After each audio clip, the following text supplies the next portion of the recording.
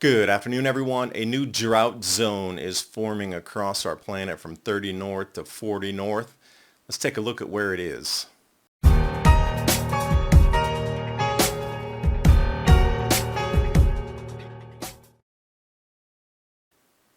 as you see with the governments and economy shifting around the planet, this is always part of that 400-year cycle, and 5 of those culminated into a 2,000-year shift happening right now. So we're starting to see the literal eyes on the ground noticing that things are terribly wrong with food production.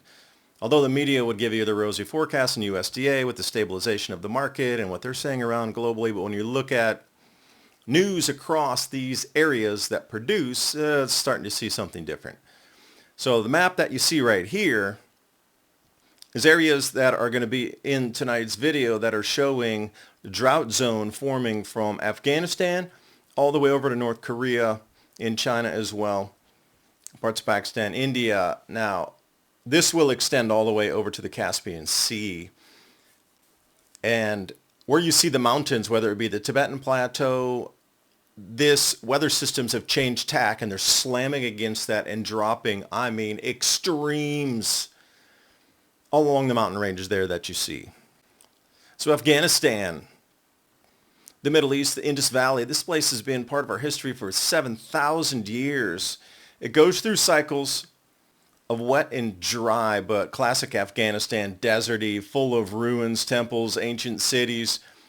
And if we look at the Indus Valley civilization, 4,500 years prior, 2600 BC, Harappa, and all these areas were the cradle of civilization in this area of the world. And if we go a little bit north, you'll see Kabul, and then we'll look at the mountains that start right there leading up to the Himalayan plateau.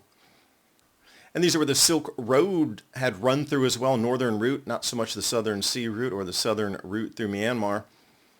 And as we come out of the Talimakan Desert over to Kashgar and then going west past Tian Shan Mountains, there were a couple gorges like the Karakoram and Hindu Kush route that brought us into Bactra.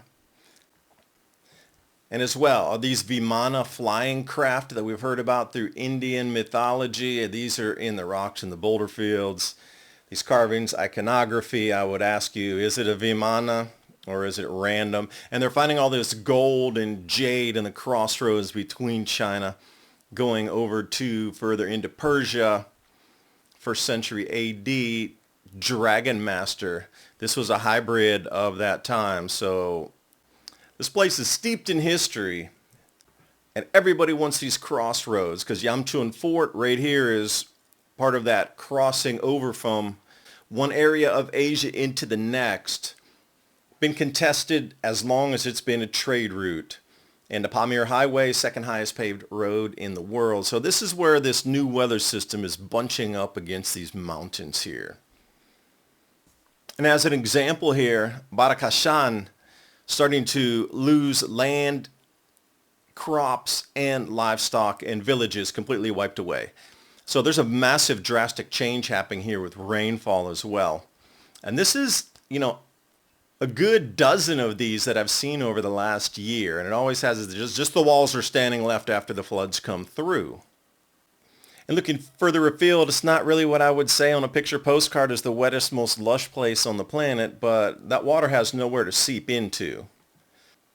And for those of you wondering where it is, that green on the left there, between Tajikistan coming down into Pakistan, that whole area, the mountain transition zone, is becoming extremely unstable. There's a well-known saying on Wall Street, sell in May and go away. This year, even the big players are echoing that sentiment. Bank of America and UBS are both urging caution, advising investors to sell the rally. Markets are still struggling to regain their footing. We've seen over $11 trillion in wealth erased from U.S. equities. And the broader economic outlook remains uncertain.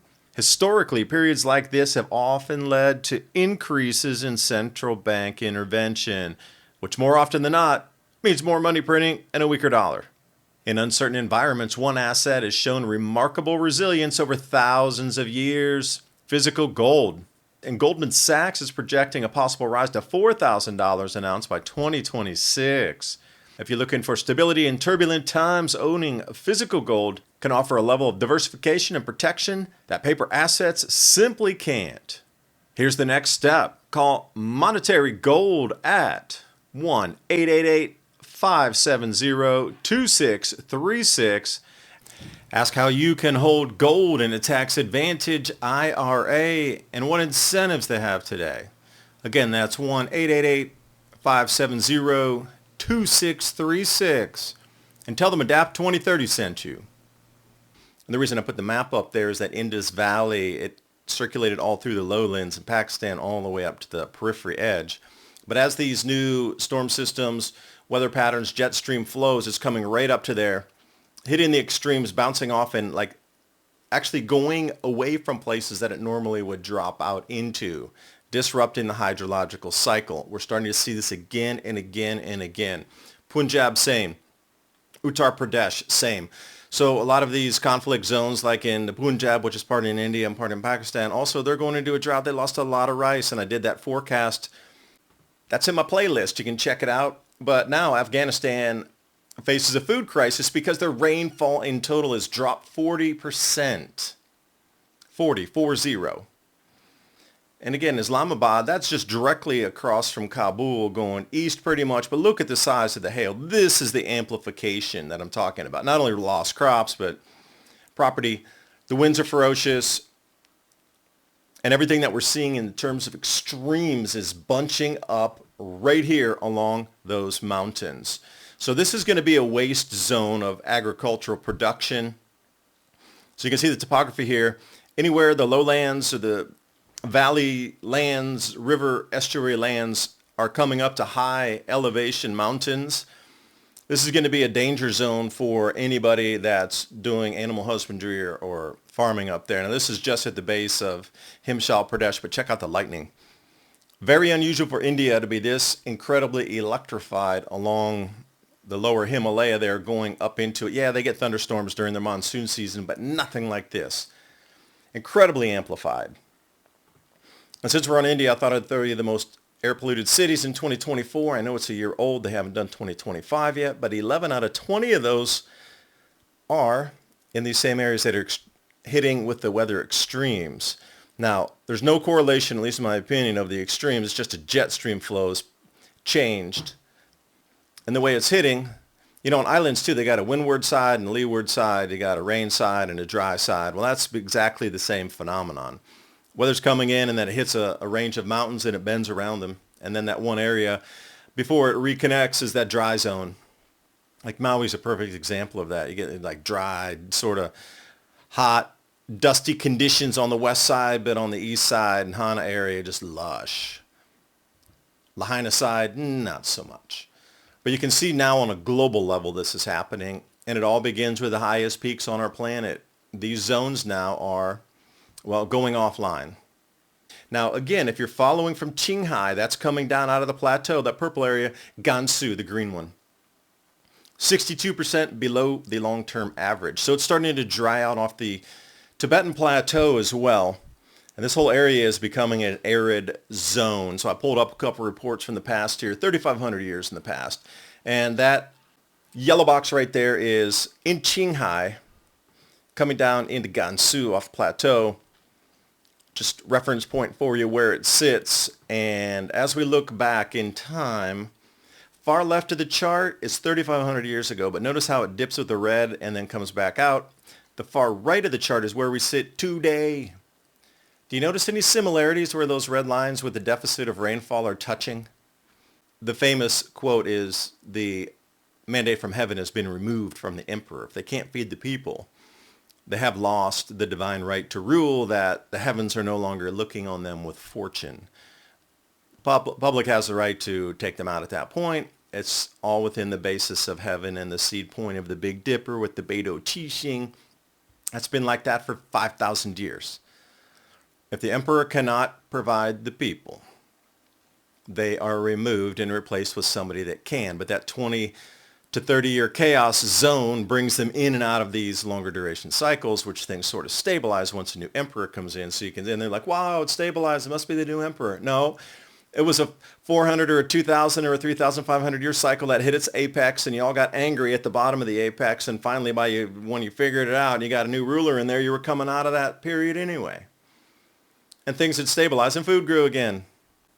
And on to North Korea, topographical map not often seen. I was just looking for river valleys and where the water might bunch into some of these places here. So what do we see? Drought alert, North Korea, rice planting season, danger, Will Robinson. The reservoir areas north of South Pyongyang, west out toward the coast, they're all drying out. And this is starting to make North Korean news because farmers are literally not going to have enough water, and also the hydroelectric production is in jeopardy in some areas. So you can start to see the reductions, minus 21% here, minus 19% there, and you start to see the overall, could there be government skewing of figures? I'm going to say yes, it happens everywhere, including the United States. And inflation. So the changes in the surface area of agricultural reservoirs in North Korea, not a chart you see every day, but here you go. It has definitely dropped over the last year, at least 12, possibly 13% decreases. And this is what I say, that band is specifically 30 north to 40 north. And we're starting to see that. And I'm surprised, I was going to keep it going in either direction. And as I backtrack through Iran, going back into Europe, I'm telling you, the losses there are astounding as well, all the way from Scotland to England through Europe. Obviously, Ukraine's offline, but the droughts that are happening further through Europe also just consolidate. Now, the belt there is a little bit different because they switch in the latitudes for growing, but something remains the same, the crop losses. And look for higher food prices this year, because you can't tell me, taking a huge swath around the planet of a major producer, including China, taking them even further offline and ability to grow less, that our food prices are going to stay stable or decrease? I don't think so.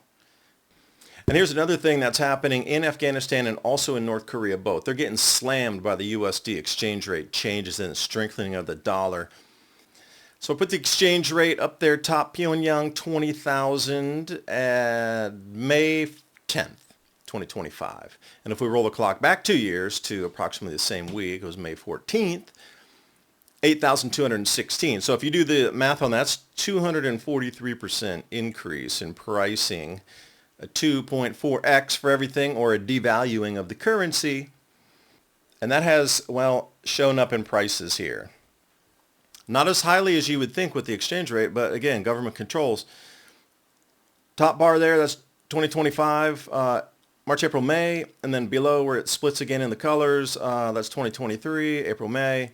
You can see the price for 1 kilogram of rice.